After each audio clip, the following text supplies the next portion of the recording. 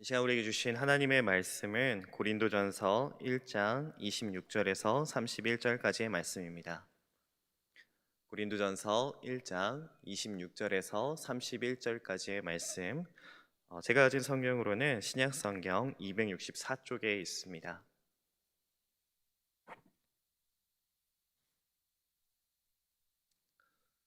네, 찾으신 줄 알고 제가 봉독하도록 하겠습니다. 형제들아, 너희를 부르심을 보라. 육체를 따라 지혜로운 자가 많지 아니하며 능한 자가 많지 아니하며 문벌 좋은 자가 많지 아니하도다. 그러나 하나님께서 세상의 미련한 것들을 택하사 지혜 있는 자들을 부끄럽게 하려 하시고 세상의 약한 것들을 택하사 강한 것들을 부끄럽게 하려 하시며 하나님께서 세상의 천한 것들과 멸시받는 것들과 없는 것들을 택하사 있는 것들을 폐하려 하시나니 이는 아무 육체도 하나님 앞에서 자랑하지 못하게 하려 하심이라. 너희는 하나님으로부터 나서 그리스도 예수 안에 있고 예수는 하나님으로부터 나와서 우리에게 지혜와 의로움과 거룩함과 구원함이 되셨으니 기록된 바 자랑하는 자는 주 안에서 자랑하라 함과 같게 하려 함이라. 아멘. 기도하겠습니다. 하나님 아버지 감사합니다. 나의 하나님이시며 또 우리의 예배를 받으실 하나님을 찬양하며 이 시간 예배 자리에 올라왔습니다.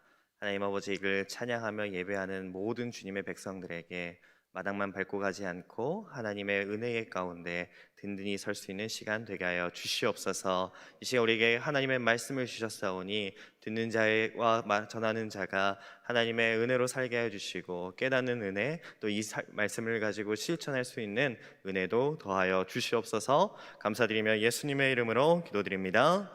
아멘. 우리 옆에 있는 분과 함께 인사하도록 하겠습니다. 예수님을 자랑합시다.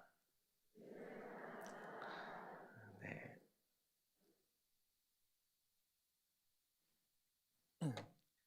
네. 어, 우리가 사는 세상은요, 자랑이 넘쳐나는 시대인 것 같습니다. 다른 말로 하면은 이 세대를 자기 PR 시대라고도 하죠. 내가 무엇을 배웠고 무엇을 가졌고 내가 어떠한 출신이며 내가 얼마나 잘났는지 말하고 또 보여주는 시대, 오늘날 우리가 살고 있는 세상입니다. 그래서 소셜 네트워크 서비스 SNS들을 보거나요, 혹은 우리가 필수적으로 사용하는 카카오톡 프로필을 보기만 해도 자신의 자랑을 드러내는 것이 참 당연한 시대를 우리가 살고 있습니다. 한 역사학자는 이러한 모습들이 세계 어느 곳에 가도 있지만 특히 우리나라는 다른 사람들의 시선을 의식하고 보여주기가 더 특출나다라고 이렇게 이야기를 합니다. 이와 같은 배경에는 우리나라가 겪어온 역사적인 격변, 그리고 급격하게 변한 세대 격차, 그리고 내가 높아지지 않으면 낮아지고 뒤처진다고 생각하는 이 무한 경쟁 시대에 살면서 나 자신을 드러내놓고 나 자신을 자랑하는 것이 일상이 되었다라고 말하였습니다. 그래서 누가 더 좋은 아파트에 사느냐, 혹은 누가 더 좋은 대학에 자녀들을 보내느냐, 이런 것들은요, 하나의 밈을 넘어서 다른 사람에게 자랑하기 위해서 사는 삶의 목표이자 꿈이 된 이 시대를 살고 있다는 것입니다. 그렇다면 이러한 경쟁과 과시가 찌들어 있는 이 세상 가운데 우리 그리스도인들은 어떻게 살아야 할까요? 아니, 우리 스스로는 더 자랑하거나 더 과시하려고 하는 모습이 있지는 않은가요? 그리스도인들에게도 자기 과시가 있다고 합니다. 특별히 우리에게는 도덕적 자기 과시라는 게 있다고 하는데요. 이것은 내가 도덕적으로 윤리적으로 괜찮은 사람이야 라고 이렇게 끊임없이 보여주는 현상이라고 합니다. 여러분, 그런데 우리가 이 세상에 살고 있다고 해도 내가 살고 있는 모습이, 나의 모습이 우리 세상에서 살고 있는 사람들의 모습과 같아서야 되겠습니까? 우리가 살고 있는 이 세상은 경쟁과 자기 과시에 찌들어 있는 곳에 우리가 살고 있더라도 우리는 세상과 구별된 그리스도인으로 살아야 할 줄로 믿습니다. 그러므로 오늘 이 고린도 교회를 통해서요, 그곳 가운데 있었던 경쟁과 자기 과시의 모습을 보며 그 모습을 반면교사 삼아 나의 주인이 되시고 또 우리가 찬양했던 것처럼 영광 받으시기에 합당한 예수 그리스도께 돌아가는, 또 우리가 인사했던 것처럼 예수 그리스도를 자랑하는 저와 여러분이 되시기를 주님의 이름으로 축복합니다. 첫 번째입니다. 첫 번째는요, 같이 읽어볼까요? 하나님의 사랑을 자랑하라. 네, 그렇습니다. 여러분, 자랑은 무엇일까요? 자랑. 네, 자기를 드러내는 거, 네, 그럴 것 같습니다. 그런데 우리 기독교 관점에서 자랑을 한마디로 표현해 보면요, 자랑이라는 것은 영광을 돌리는 것입니다. 영광을 돌리는 것. 그래서 나를 자랑한다라는 것은 다른 말로 나에게 영광을 돌린다라는 것입니다.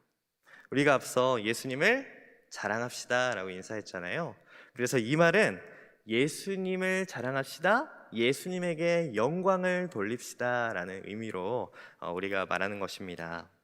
그런데 사실 고린도 교회는요, 예수님에게 영광을 돌려야 했지만, 우리의 주인이신 예수님을 자랑해야 했지만요, 그들의 삶의 문화와 풍토가 예수님을 자랑하기보다 자기 자신을 자랑하는 것에 더 큰 관심을 두고 살았던 그런 삶의 모습을 보여주고 있습니다. 이것을 이해하기 위해서는요, 우리는 이 고린도 교회, 그리고 고린도 지역이 가지고 있는 특별한 지리적, 위치적인 이점들, 그런 모습들이 있는데요, 그 모습을 이해하고 이 본문을 이해하면은 우리에게 더 큰 이해와 또 적용이 될 것입니다. 지금도 구글 지도에서 고린도라고 쳐보면은 이 고린도 지역이 나타납니다.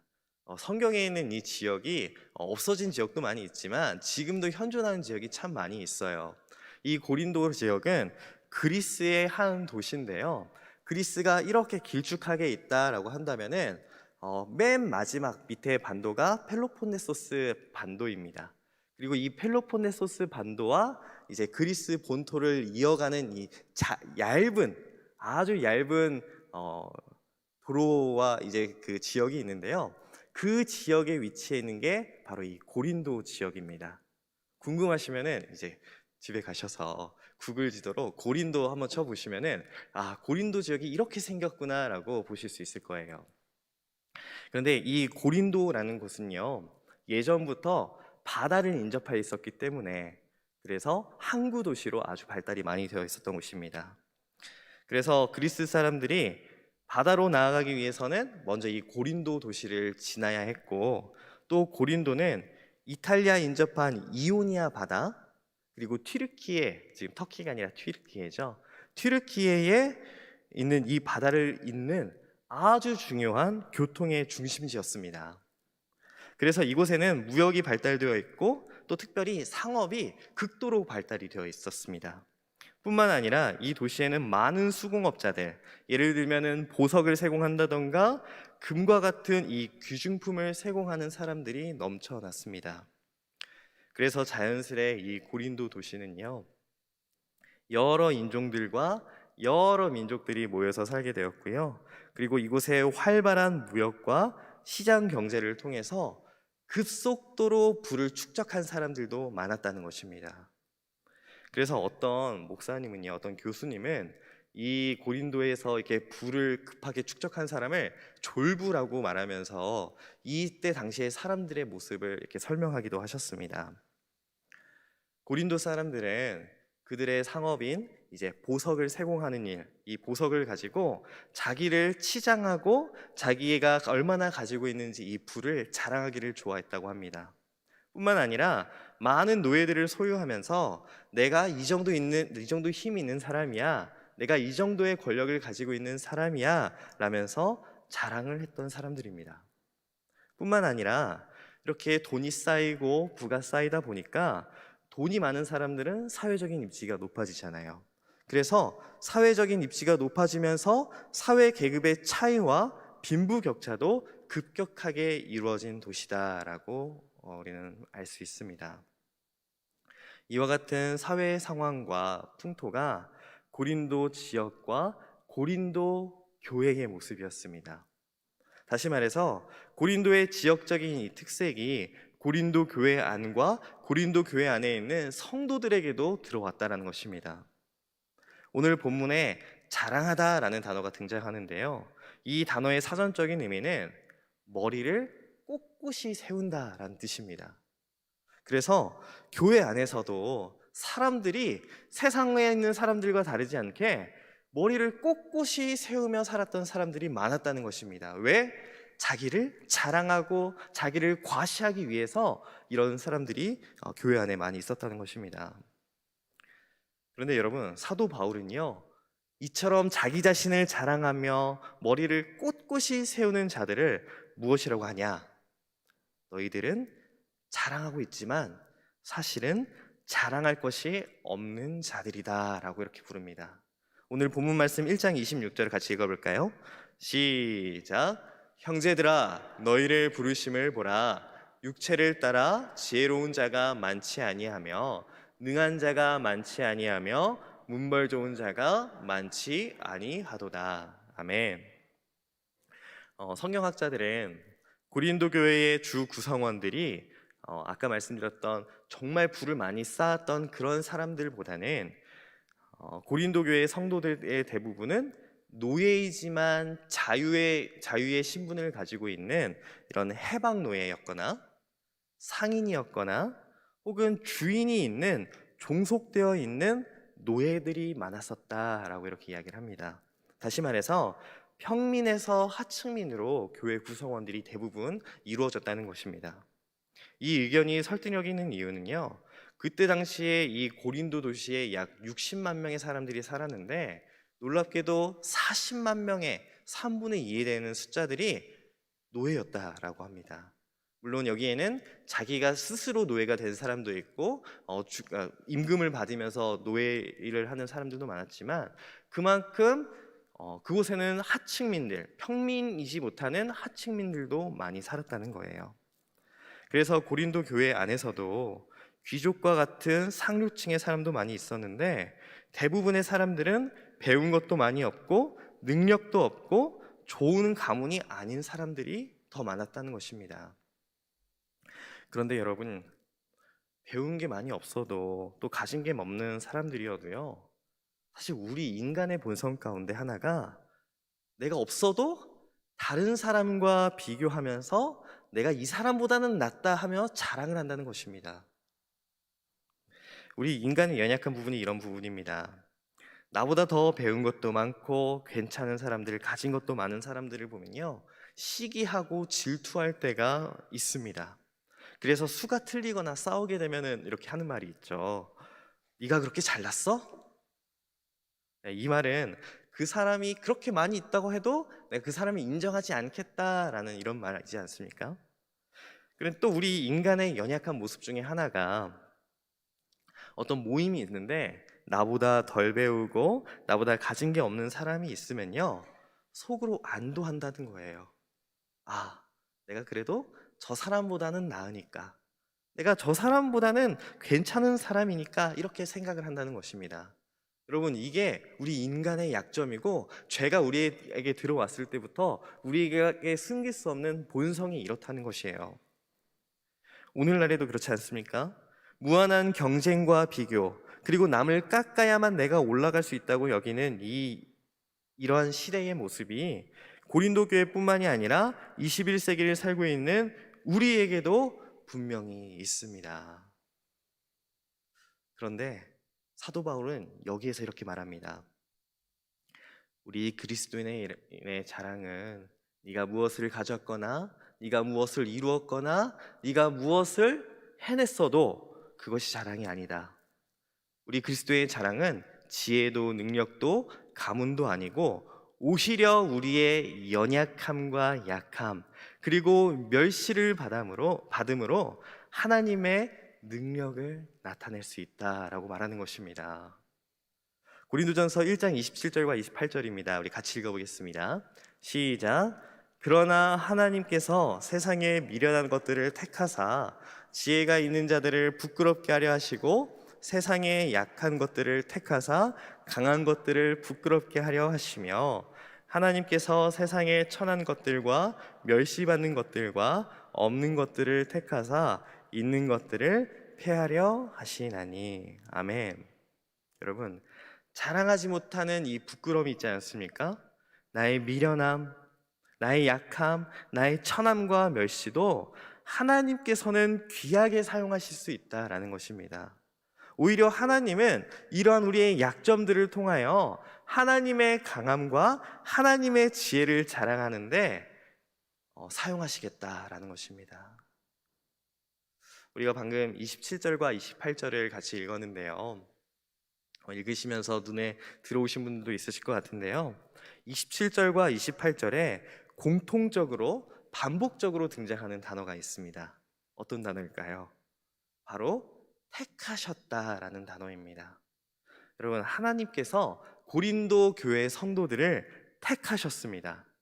다른 사람들에게 자랑할 만한 지혜 때문에 그들을 택한 것이 아니라요, 오히려 지혜도 부족하고 능력도 없고 가문도 별 볼 일 없는 이 사람들을 택하셨다는 것입니다.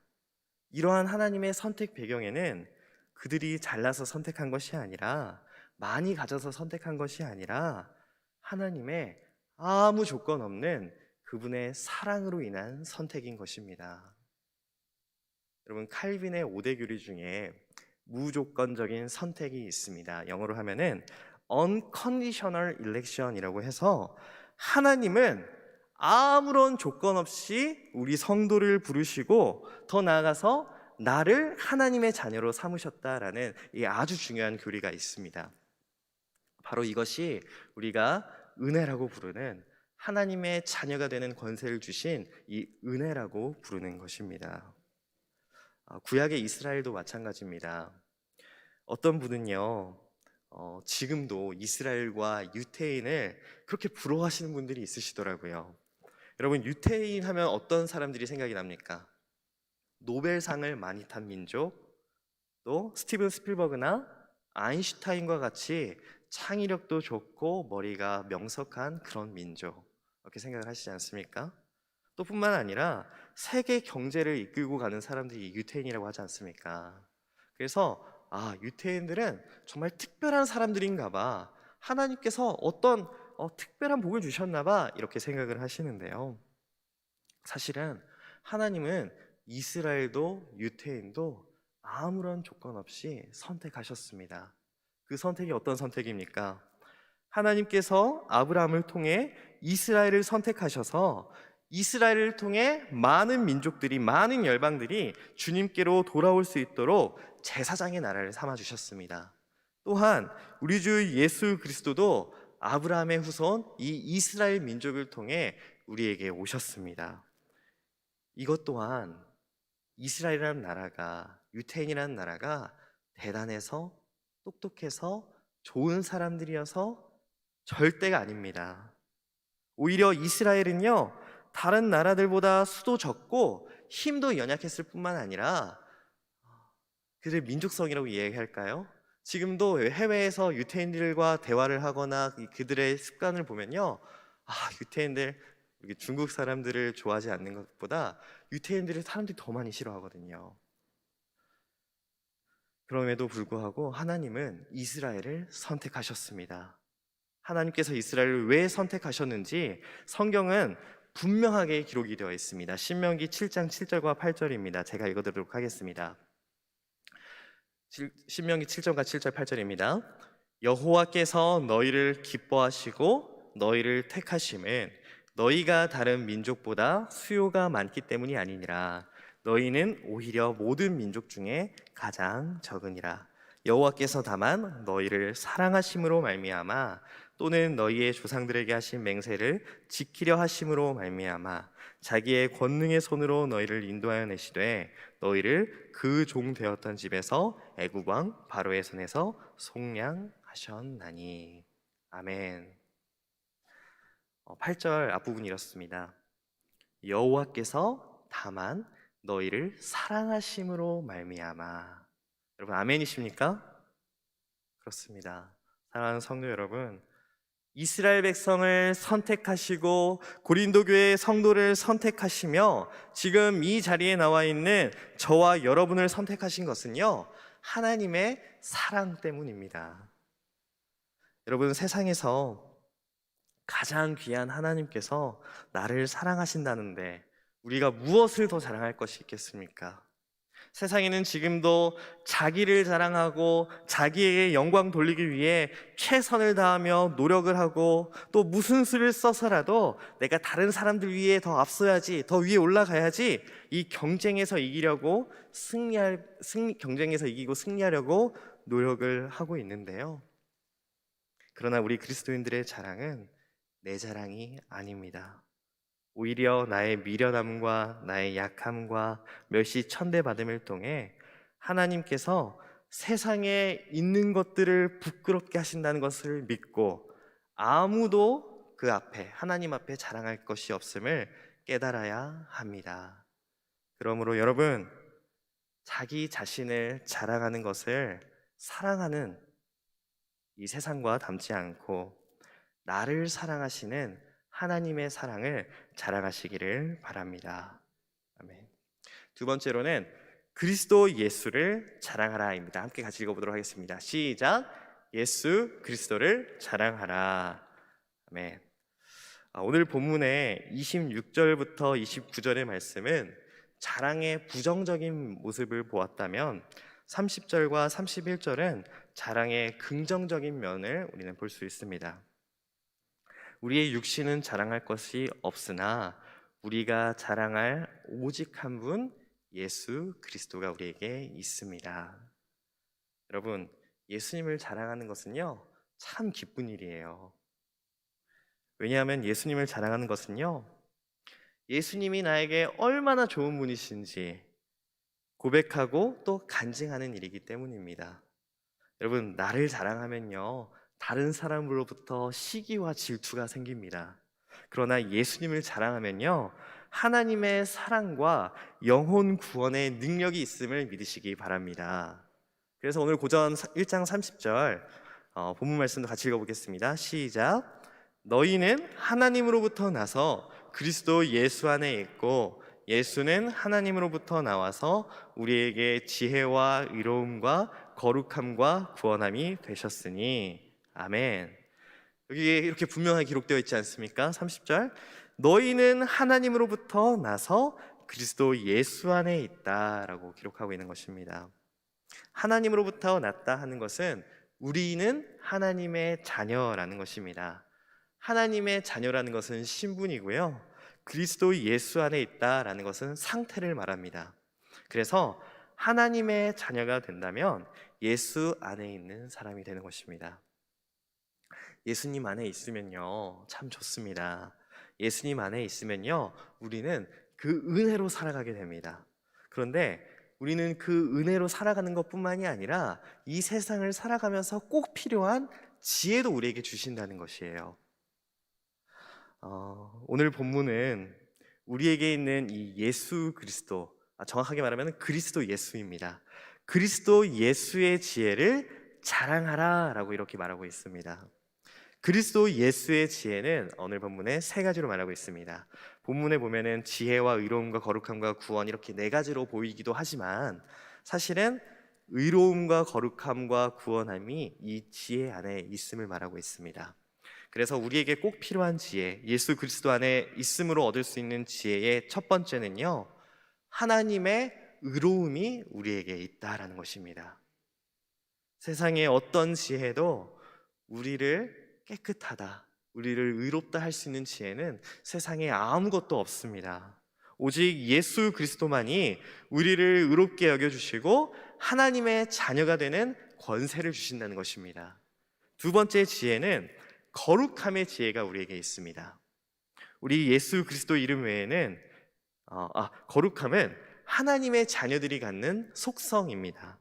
그래서 세상과 구별되고 하나님의 자녀로 다른 모습으로 살아가게 할 수 있는 이 지혜, 그것이 바로 그리스도 예수 안에 있음으로 우리는 얻을 수 있습니다. 세 번째 지혜는 구원함의 지혜가 있습니다. 우리 예수 그리스도 이름 외에는 다른 구원은 없습니다. 이를 믿고 예수 그리스도를 믿는 자마다 영원한 생명을 얻는 구원의 은혜를 주셨습니다. 할렐루야! 사랑하는 성도 여러분, 좋은 것이 있으면 자랑하고 싶은 것이 우리의 마음입니다. 자녀가 혹은 여기 보니까 이제 할머니들이 많이 계시네요. 손주가 학교에서 시험 성적 100점을 받아왔다 하면은 얼마나 뿌듯하고 대견하고 자랑하고 싶겠습니까? 요즘에는 그런 말이 있잖아요. 모임에서 자기의 손자를 자랑하고 싶으면은 얼마죠, 요즘에는? 5만 원인가요? 네. 5만 원을 먼저 내놓고 자랑해라, 이런 말도 있지 않습니까? 그런데 사실은 5만 원을 내서라도 자랑하고 싶은 게 정말 우리의 손자들, 자녀들 자랑하고 싶습니다. 그런데 우리 그것보다 더 좋은 예수님이 우리에게 있습니다. 여러분, 예수님만큼 좋은 분은 없습니다. 예수님을 통해 우리가 생명을 얻었고 나음을 얻었으며 하나님의 자녀가 되는 권세를 얻었습니다. 이보다 더 좋은 것은 없습니다. 그러므로 사랑하는 성도 여러분, 예수님을 자랑하시기 바랍니다. 우리가 예수님을 자랑한다는 이 표현에 자랑한다는 것의 다른 표현은 어떤 것인 줄 아십니까? 예수님을 자랑한다. 네, 바로 전도입니다. 여러분, 전도는요, 교회에 데려오는 게 아니에요. 여러분, 누군가를 교회에 데려온다라고 한다면 이게 얼마나 힘든 줄 아십니까? 제가 한번 저는 어렸을 때부터 이제 교회를 다니고 대신앙으로 생활을 해왔기 때문에 너무나도 자연스러운데, 제가 한 번도 교회를 다니지 않은 사람의 입장이 한번 되어서 생각을 해봤어요. 그래서 한 번도 교회에 안 나온 사람, 그러니까 이 교회의 문화에 대해서 전혀 모르는 사람이 일주일에 한 번, 그것도 가장 황금 시간이라고 부를 수 있는 일요일 오전에 일찍 일어나서 옷을 잘 차려입고 처음 와보는 건물까지 와서, 또 이 건물에 들어와서 새로운 사람들 사이에서 둘러앉아서 한 번도 못 불러본 찬양을 부르고 또 처음 들어보는 이 성경 말씀을 읽고 또 처음 듣는 설교를 듣는다면요, 사실 이것은 정말 쉬운 일이 아닐 거다라는 생각이 들었습니다. 우리는 이걸 보고 컬처 쇼크라고 하죠. 문화 충격. 우리들은 이게 너무나도 익숙하지만 사실 처음 예수를 믿는다는 게 사실 이렇게 어렵습니다. 그런데 전도는요, 사실 예수님을 자랑하는 것입니다. 내가 만난 예수님이 얼마나 좋은 분이신지, 예수님이 나를 위해 어떤 일을 하셨는지, 그리고 지금도 예수님은 나를 위해 지금도 기도하고 계신다라는 것을 전하는 것, 이것이 바로 전도입니다. 전도는 내가 예수님을 믿어서 내가 이렇게 잘 됐어, 이렇게 하는 것이 전도가 아닙니다. 자랑하는 것이 아니에요. 내가 비록 배운 게 없어도, 가진 게 없어도, 다른 사람들이 혹여 나를 멸시하여도 나는 예수님을 자랑할 수 있습니다. 그것이 바로 전도의 본질인 것이에요. 사랑하는 성도 여러분, 예수님을 자랑하시기 바랍니다. 예수님만 자랑하시기 바랍니다. 앞서 우리 대표 기도, 우리 권사님께서 기도를 해주셨는데요, 이제 2주도 남지 않았습니다. 이제 우리 교회가 9월 25일 주일 저녁부터 장경동 목사님을 모시고 우리 교회가 다시 한번 주님께서 가장 기뻐하시는 이 전도의 불을 붙일 수 있는 좋은 기회가 왔습니다. 여러분, 얼마나 좋은 기회입니까? 코로나로 인해서 근 3년 가까이 우리가 전도하기 너무나도 어려운 상황이었는데, 이제 한 영혼 한 영혼을 귀하게 여기시는 주님께 인도하는, 또 주님을 전할 수 있는 이 좋은 기회가 우리에게 찾아오고 있습니다. 여러분, 지금부터 준비하셔야 됩니다. 지금부터 예수님을 자랑해야 하고요, 하나님의 사랑을 자랑하시기 바랍니다. 그래서 마지막 절, 오늘 본문의 마지막 절 고린도전서 1장 31절도 이렇게 기록합니다. 함께 읽겠습니다. 시작. 기록된 바 자랑하는 자는 주 안에서 자랑하라 함과 같게 하려 함이라. 아멘. 이 말씀은 사도 바울이 구약 성경에 있는 말씀을 인용한 것입니다. 구약 성경에 있는 말씀을 가지고 이렇게 편지로 썼어요. 어디서 가져왔느냐? 예레미야서 9장 23절과 24절입니다. 제가 읽어드리도록 하겠습니다. 여호와께서 이와 같이 말씀하시되 지혜로운 자는 그의 지혜를 자랑하지 말라. 용사는 그의 용맹을 자랑하지 말라. 부자는 그의 부함을 자랑하지 말라. 자랑하는 자는 이것으로 자랑할지니 곧 명철하여 나를 아는 것과 나 여호와는 사랑과 정의와 공의를 땅에 행하는 주인 줄 깨닫는 것이라. 나는 이 일을 기뻐하노라. 여호와의 말씀이니라. 아멘. 사랑하는 성도 여러분, 우리가 자랑할 것은 바로 우리를 사랑하시는 하나님밖에 없는 줄 믿습니다. 또 우리가 자랑할 것은 예수 그리스도밖에 없음을 믿습니다. 그러므로 지금 이 시대는 자기가 자랑하는 것을 사랑하는 시대입니다. 자기의 자랑을 사랑하고 내가 무엇을 하면 더 자랑할까 이렇게 전전긍긍하고 있는 이 시대 가운데 자랑을 사랑하지 마시고 하나님의 사랑을 자랑하는 저와 여러분이 되시기를 주님의 이름으로 축복합니다. 기도하겠습니다.